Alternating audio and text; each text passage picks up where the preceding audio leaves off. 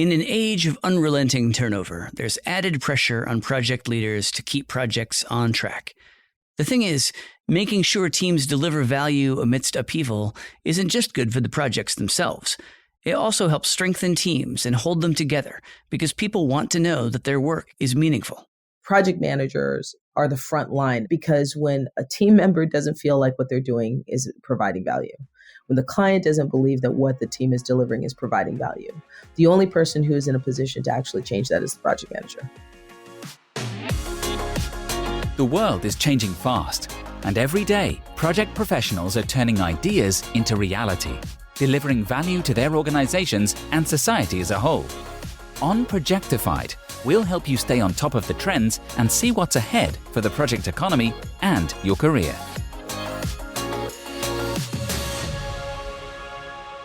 This is Projectified. I'm Steve Hendershot. Continuity, stability, institutional knowledge. These factors help teams deliver successful projects, but they can be challenging to come by in today's business landscape. People across industries have been reevaluating their relationships with work, some quitting their jobs to find new opportunities, sometimes even along wholly different career paths that better align with their priorities and lifestyles. The global exodus of employees is among PMI's 2022 global megatrends. Along with labor shortages, organizations are also contending with the effects of geopolitical crises, inflation, and an increasingly volatile global economy. In the face of all this uncertainty, project leaders have to continue to execute, and companies are in need of project talent that can make it happen. The global economy needs 25 million new project professionals to meet global talent demands by 2030, according to PMI's latest Talent Gap report. Today, we're speaking to a couple of leaders about how they and their teams keep projects on track in the face of resourcing and other challenges. We begin in Brooklyn, New York with Kierstin Gray, a program director at product design company Argodesign.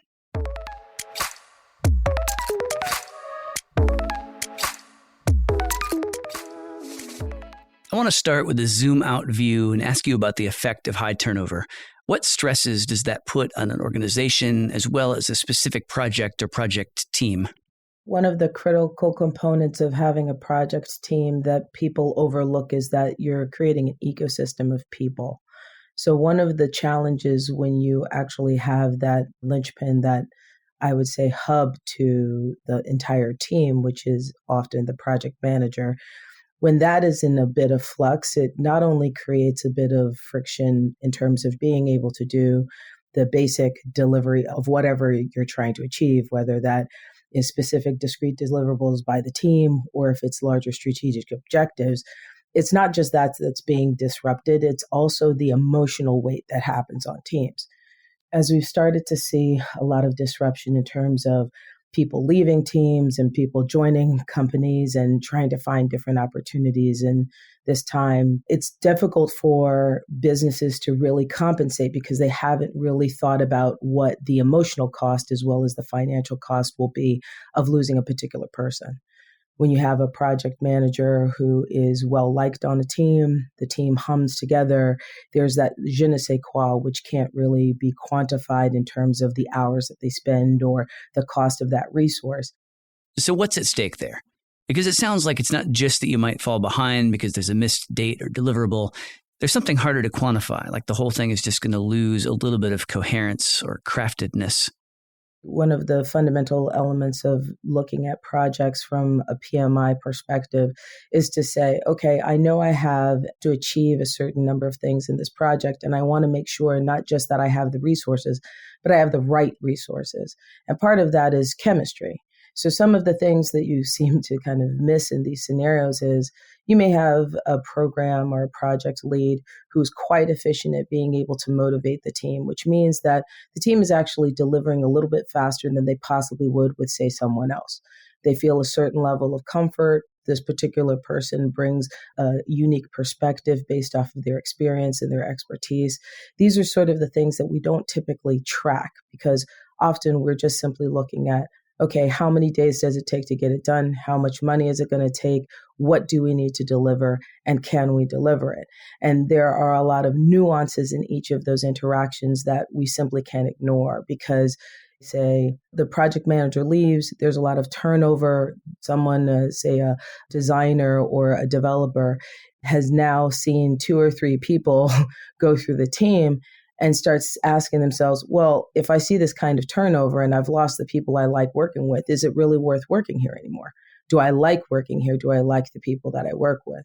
So there are some of these nuanced and kind of intricacies of humanity, right? The way that we like to work with people, how we perceive ourselves getting along with people that make the work, the task worthwhile, that start to suffer when we find that we're on teams that have high turnover or that we can't find reliable colleagues to work with.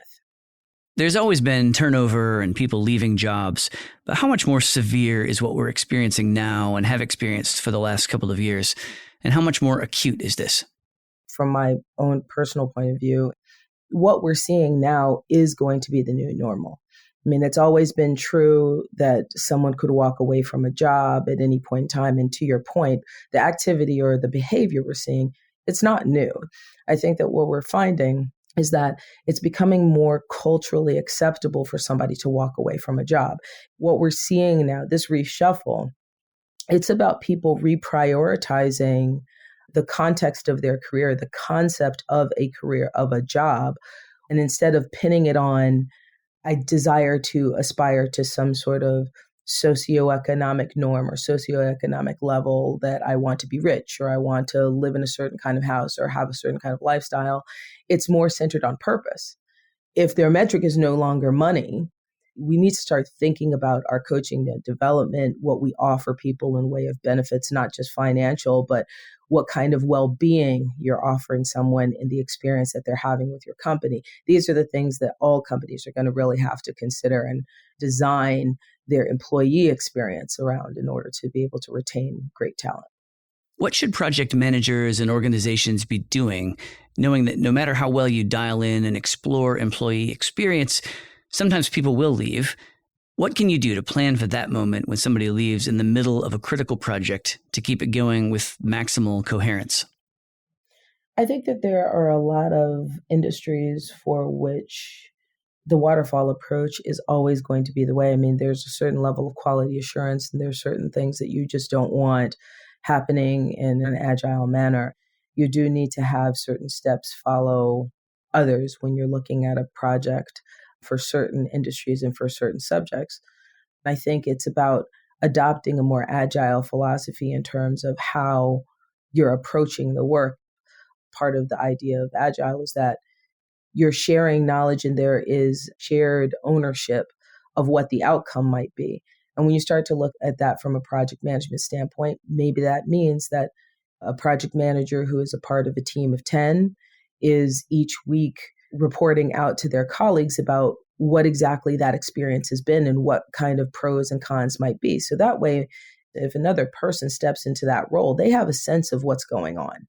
There are certain consistencies that we have from project to project, and it's about sharing that perspective so that someone can be somewhat successful into stepping into the role. When a team knows that the information is being shared openly and freely across numerous people or even folks that they may not see every single day in a scrum, there's a sense of, I'd say, contentment with the situation because they know that even if the characters may change, the outcome's still going to be more or less the same. They know what to expect. We all tend to do better when we understand what we're working towards or understand conceptually how our individual actions might affect the whole. So I think that when it comes to tactical steps that companies can take, not having such a literal idea that the work, quote unquote, has to be done one way or another, but looking at the people who are achieving the work, looking at what we're trying to achieve and the outcomes we're trying to meet, and then seeing how we can share some of that knowledge and share some of that experience with each other to make it possible for us to then come up with creative ways to get around challenges as they will occur in a project cycle, which are already expected, but not always planned for. Are there any good practices you would share with project leaders when it comes to building the possibility of turnover into a project? Many of the challenges that projects have when it comes to missed deliverables, incomplete deliverables, is about the strength of the communication and trust and relationships that exist between the members of the team. You're always going to shape your plan, whether it is I'm going to have another developer sit alongside my main developer every couple of weeks just to know what they know. I'm going to use our retrospectives or potentially postmortems if it's a waterfall project, or maybe even stand-ups or other informal and formal meetings to be able to always tie back to make sure that the project or the initiative is safeguarded. Those kind of decisions you should actively make as you're setting up the project roles, as you're setting up the project itself.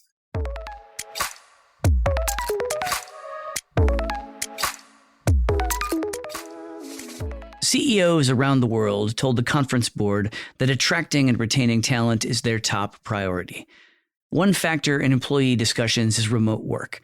Not only do some people prefer their home office to commuting, but also lots of people realize that thanks to the internet, they can work for companies based anywhere in the world. That dynamic is very much at work in São Paulo, where Vitor Amaral is CTO of Bitz, a digital wallet within Banco Bradesco. Projectified's Hannah LaBelle asked Vitor how he and his teams are keeping projects on track with tech jobs in high demand and talent working across the globe.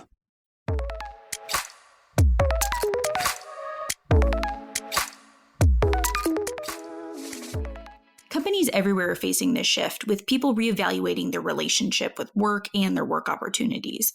How is this impacting your sector and region? Here in Latin America especially, and I can talk specifically here about Brazil, COVID reached us in a very, very strong and a bad way. And that made a lot of people here really start rethinking what they were doing. Should I take this moment here to really start doing something that I really will be proud of in the future, right? When I look back, we see here in the technology area, a lot of people really, and in the senior positions mainly, deciding to take another road. They want to change their lifestyle. They want to do another things. They want to go back to study. They don't want to do that life anymore. This is one aspect. This is one percentage of people that are doing that, specifically in technology. But what is happening here also is that still the technology demand is really increasing, and we have a lot of open positions, not only here in Brazil, but all over the world. And the engineers, the software developers, testers that we have here in Brazil, the project managers, what is happening is that all over the world, as everybody wants to work remotely, geographic is not an issue anymore, right? So we're seeing here a lot in Brazil too, people that are starting working for companies that are abroad. They're quitting their local job here to start working, still living in Brazil, living in their houses, working from home, but working for companies in the US or in Europe. As you're seeing this turnover, how are project leaders at your company keeping projects on track and team members engaged?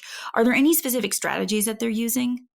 We always have the challenge of doing the projects with the cost that we have budget, with the time that we have planned, and with the resources that we have planned. But before COVID, right, we had attrition, we had people leaving projects in the middle of the project, etc. But what happened here is that attrition increased because of all the things that we said here, right? One thing that I talked to the managers here is to have these one-on-one with the team members every time they can, so they can really understand how they're feeling, if they're having any trouble, if they're having any problem, and understanding how they can help. During the pandemic, we hired people completely remotely. It was a big challenge. So what we're trying to do here is to just make sure that we have these one-on-one to discuss things that are really related to the work, to the project, and also have time to just chat in group or individually, but just have a moment here to have conversations that are not all related to work, right? So this is something that is really helping us. We are seeing here the team is really engaging more when we are doing this. And do you think that also kind of helps you all in case there are times of flux, whether it's someone needs to adjust given resourcing challenges, or maybe a project needs to switch leads, that if you've had these conversations, that keeps everybody on the same page as to where the work is at to keep things running? Not only communicating frequently, as we said, trying to have time to connect and make sure that everybody is on the same page, I would say, but also to record those things. We have a lot of tools nowadays that you can place here a ticket or a task or something like that. So you cannot forget, right, to resolve that issue or that question or that doubt. I would say that it's really, really important to try to make sure that the communication is flowing, right, as you said, to the whole team, but also making sure that all the aspects of this communication is being registered. So people can really have access to that and make sure that, okay, that's what we discussed. Here is what we agreed on so we can move forward. What other aspects of project planning can really help if there is turnover on a team? Nowadays is being more necessary than used to be to make sure that the requirements of the projects are really clarified and explained upfront. We have this idea, some companies and some folks, that because we are now moving everything to agile, that we can make not very specific requirements. That's one of the main reasons for failure in the projects. And now that we are remotely, most of the time not seeing everybody physically, it's really important to make sure that the requirements are being detailed in a very good way. We need here to get back to our written skills to make sure that anyone that can check that later can really understand and make sure that from that can build the epics, the stories, the test conditions, the criteria, and so on. I would say here for all the project managers and the project teams, let's make sure that the requirements are really, really, really well written, well detailed, and contain everything that we need, because that for sure is the beginning here for us to make sure that we're going to deliver the project as we expect. So obviously, part of this discussion is talent retention. What are some ways that you're working to keep the project talent that you have? So the talent retention was always one thing in the agenda, right, of the leadership. The methods that we use to identify the talents and to try to compensate them financially and with training and things like that, they're still valid. They're always being applied and they're always being conducted very often. But I think really what is making people here, and especially people that are doing projects with technology, is to show what is the end state of that project, right? Where that will lead, what change or what impact that project will do in the company. We are seeing more often here, and mainly because of the agile methodology that now everybody is practically using. We are starting things like in a very small way, like an MVP, and we are progressing, evolving, and enhancing the solutions. And the project leaders and the project teams, they're really engaging to that kind of spirit, right? Because they're seeing that is their effort that is making that little change happening. The other thing, I think mainly what we are trying to do here, of course, is really to try to find this flexibility to the work remotely, but also a flexibility that does not affect the project at all, the whole members of the team at all. Sometimes you can have some flexibility in the time that the person start working or finish the work, etc. But for the main points here, you need to be connected. You need to be working together. And one other thing here that I believe that we are, and all the companies here are mostly now trying to do, is really to change a little bit the workspace, right? To transform the work environment in a more collaborative way. So as you have a lot of people working remotely now, when you bring these people together physically at work, you can have a place where they can really take advantage of being together and sharing ideas and collaborating with each other, right? How do you expect resourcing challenges to change over the next few years, and how will it affect project leaders? I think companies overall are trying to really make sure that They redesign what they want to do, how they want to serve the market that they are there for. And that will for sure reflect in creating projects that are more significant, projects that are really important to the company, that really can help the company or the customers. So I see that we're going to have projects with purpose, I would say, here more often, and that will help us to retain, as we said, the talents, to acquire new people, to work here together, and for a good reason, right?